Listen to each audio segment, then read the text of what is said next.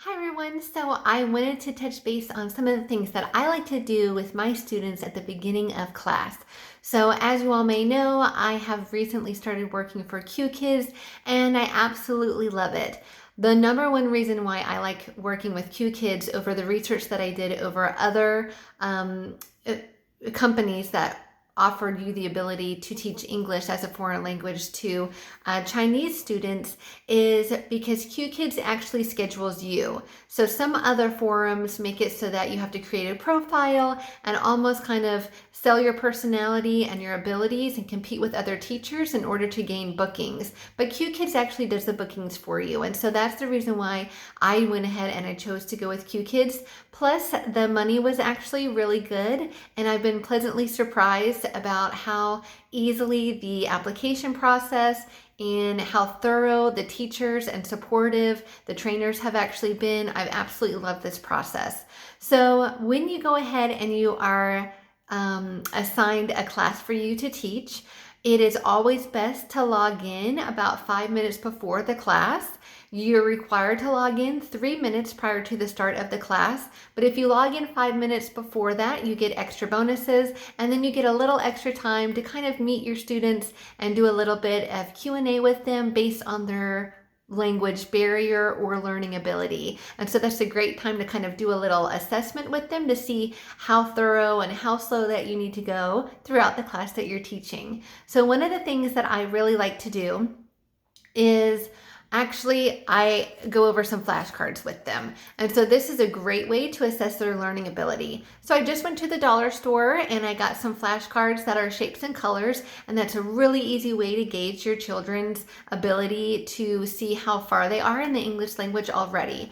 And so what I normally do is I say, "Good morning, everyone." And then I look down and I say, "Oh, who do we have in our class with us today?" And I pull one of the students up to the stage. You'll learn all about what the stage is. It's basically the main screen, and you can pick each student. You can have up to 4 students in your class.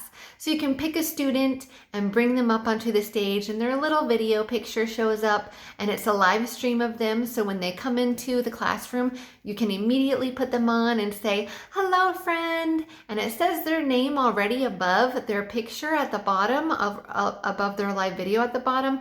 But I always like to ask what their name is because then I can get the correct pronunciation. So I say, "Hello, friend, what is your name?"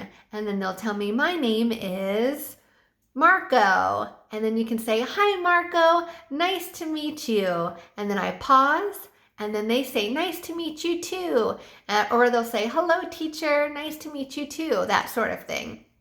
So they're being taught the proper greeting. So sometimes it does sound a little bit corny, and instead of being like, "How you doing today?" you have to say, "Nice to meet you," and things like that. I normally don't ask, "How are you doing today?" because I found that that has thrown my students for a loop if they're not quite there yet. And then that already starts them off on the wrong foot where they don't feel very confident to continue with the rest of the class.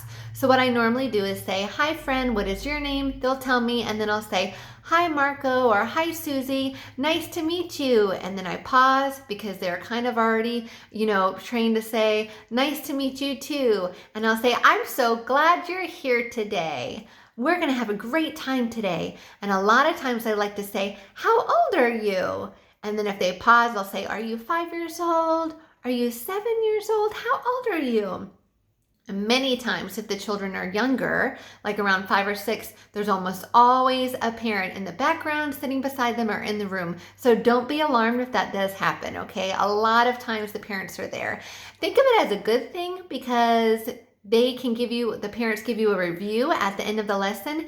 And if you get 5 or 4 stars on your review, you get an extra bonus for that class. So it's actually a really good thing. So don't let a parent's presence intimidate you. So normally I ask those things: "What is your name?" And then "How old are you?" And then I can gauge. Today I had a class where I had a 6-year-old and then I had a 12-year-old. So I had a very large age gap. And the 12-year-old had it very, very quickly, and the 6-year-old was a little bit slower. So I really had to kind of pace myself to make it so that the 12-year-old wasn't bored, but the 6-year-old was actually able to grasp the material. So once I have taken each student 1 through 4 up onto the stage and said, hello, what is your name? Nice to meet you. How old are you? I'm so excited you're here today. We're going to have fun, that sort of thing. Then I say, okay, while we wait for class to start, let's go over and see if you know your shapes or your colors. And then I always will hold this up. And then I'll say, what color is this? What color is this? And a lot of times they'll say blue, blue. And then I'll say, great job, everyone. Do you know what shape this is? And that's almost always when I know, okay, they don't have a very good progression yet or grasp of the English language yet, and that's okay. Or sometimes they're like triangle, and I'm like, or diamond, and I say, oh, fantastic job, it is a diamond. And then I'll say, what color is this one? And make sure that you hold the card up, because you've got to make sure that you're in the correct frame and that your kid can see it. So what color is this one? And they'll say pink. And I'll say, oh, what shape is this? And a lot of them will say heart. And if they don't know it, then I'll say, it's a heart. So if I can tell that they don't know the shape, then I just stick to the color. And I'll say, okay, are you ready for this one? What color is this one? And they'll say green. And I'll say, great job, it is green. Another fun thing that I did, so I do about 5 or so of those just to kind of like have some fun and get the kids engaged, that sort of thing. Another thing that I'll do normally if I've got that green circle as one of the cards, I'll say, do you know what else is green? What's this? And I'll say, it's my green dinosaur. And he lights up. I got it at the dollar store and it lights up. And I don't know why, but the kids absolutely go bonkers. They love this. And I'll say, can you say dinosaur? And they'll say dinosaur. And I'll say, what color is he? And they'll say green. And I'll say, good job. He is green. Good job. Another thing that I got at the dollar store is a clapper. And they absolutely love this. So when you're doing the class and you're engaging, you have to be very enthusiastic. Say, good job, wonderful, give high fives and things like that. And I go like this sometimes with high five, and the kids get a kick out of it. So that's some of the things that I do at the very beginning of my class.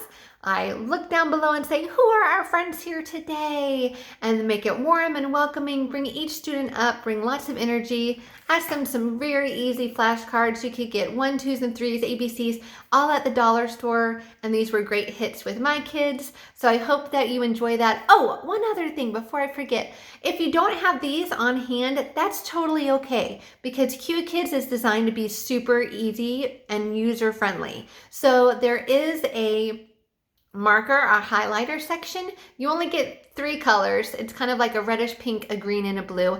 And I normally will say, okay, let's see if you guys can guess what picture I'm going to be drawing for you. And I draw a flower or something easy like a fish or the sunshine, and then they can tell me. So if you don't have, flashcards on hand or anything like that, or you kind of have a little bit of stage fright, utilize those markers in the top right-hand corner of your teacher screen, and you can go ahead and draw some, it doesn't have to be, anything like Monet or drawing or a super professional artist. It's very easy. Just draw some simple pictures and get engaged with the kids, and they love it. Just kill that time until your classroom is ready to start to begin your lesson. So those are some very easy tips. I hope you had a fun time watching this, and let me know if you have any other pointers that maybe I can use. Thanks so much. Bye.